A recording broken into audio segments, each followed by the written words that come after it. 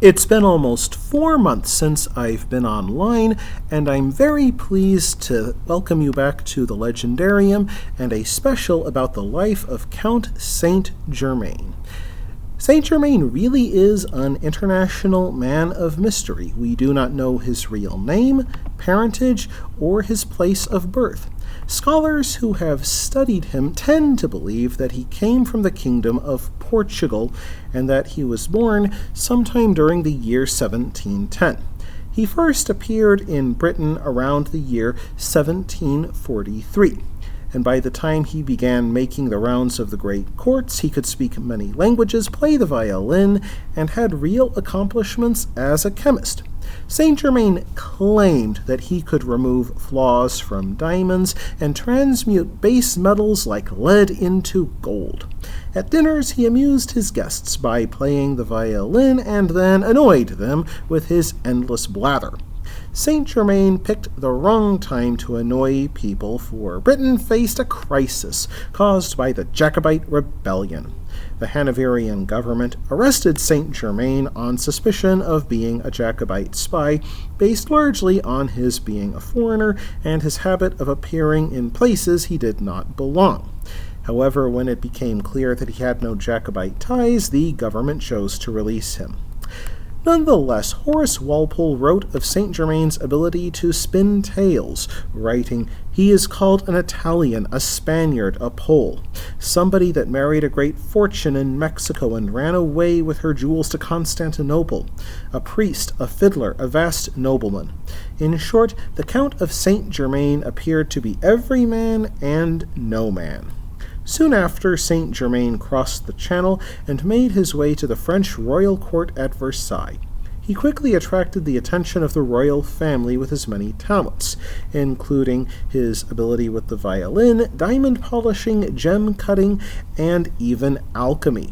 However, he attracted the most attention by spreading rumors that he neared the age of 100 despite looking only 40 years old.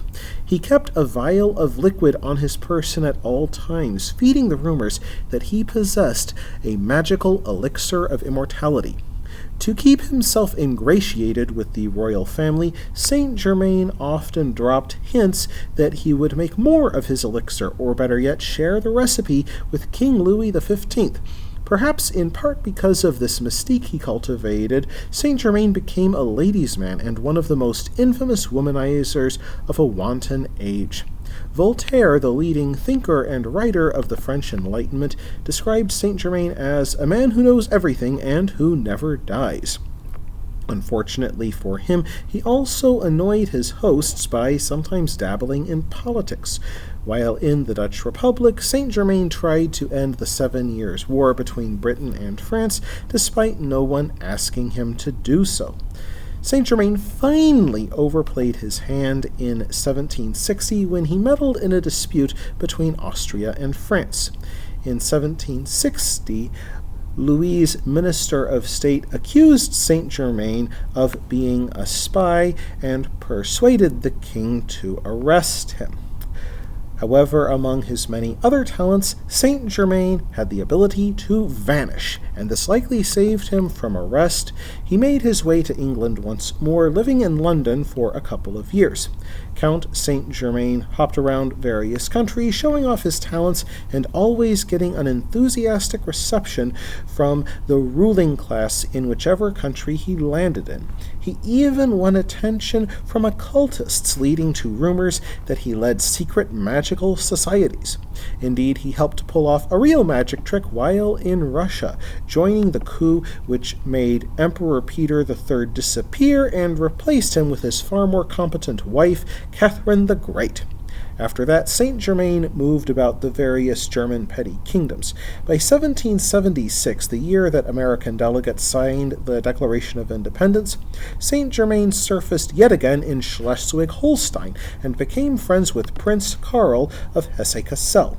This principality would rent out its army to the British Crown during the American Revolution for a hefty fee paid to the royal bank account.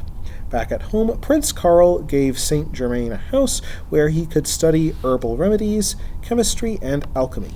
It seems that his so-called power could not save him from the fate of all men, and Saint-Germain succumbed to pneumonia on February 27, 1784, likely in Schleswig. And yet, his remarkable afterlife began soon after. Rumors spread that he called Prince Karl to his deathbed and confessed to being the deposed Prince Francis II of Transylvania. People claim to see Saint-Germain in Paris as late as 1789, where revolution would soon obliterate the aristocratic world he operated in so successfully. These sightings of Saint-Germain continued into the 1800s, when occultists like Madame Blavatsky and C.W. Leadbeater claimed that Saint-Germain spoke to them from beyond the grave. In Germany, some occultists believed Saint-Germain to be an ascended angel. And Elizabeth Hare Prophet, the leader of the Church Universal Triumphant in Pasadena, California, claimed to be in contact with Saint-Germain as well.